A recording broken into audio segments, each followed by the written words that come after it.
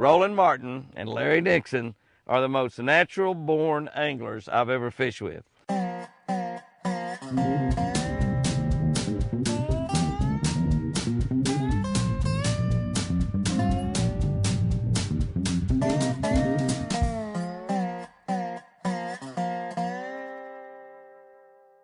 Good morning, guys and girls. It is January 30, 2020. We've just about used up the first month of this first year of a new decade, All right, let's look in Jeremiah 31:33.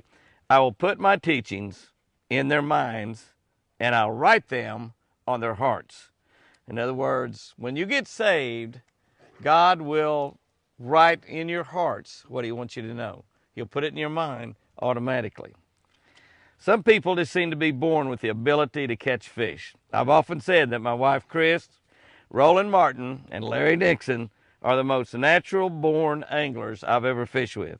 Sure, they all have an amazing God-given talents to figure out how to catch fish. They absolutely have great skills, but they have that extra sense about fishing that most other fishermen, including myself, we just don't have. They just sort of have that ability to make the right decision at the right time. And I fish with all three of them a lot. And sometimes they don't even know why they make that decision, but it's just something that God put in there that allows them to do it. God has promised to place in us an extraordinary sense so that we may know in our minds and feel in our hearts exactly what we must do to think and to how to please him. All we got to do is follow and obey. The result will be great blessings that God has promised. I fail often, but praise God, he has written these laws in my heart with a permanent marker. That's exactly right. When you're saved, like I said, God puts his teachings, his laws, what he wants, puts it in your mind, on your heart. If you've never read a word of the Bible, when you trust God, he'll put these words right inside of you. Put them in your mind, he'll put them in your heart. See what our tip is for today. Oh, this is a good one this time of the year. It worked perfectly. Evergreen trees make excellent structure to place in your favorite fishing hole. You know, I've got a pier here at the ranch that we built when our lake was down without any water in it, and we call it our Veterans Fishing Pier because we have Veterans Day where we take the veterans from a couple of the local veterans homes here in Ardmore and Sulphur.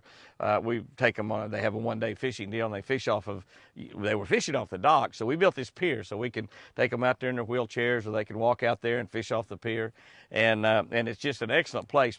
But when we built that, when there wasn't any water there, we cut down a bunch of evergreen cedar trees, and we put them all under the walkway and all under the dock. So, and they'll be there for years. They'll finally go away, but they'll be there. So this is the perfect time of the year. I know it's the end of January, but there are still a lot of Christmas trees around. Some of you may have one laying out in your yard. Go put it in some water somewhere.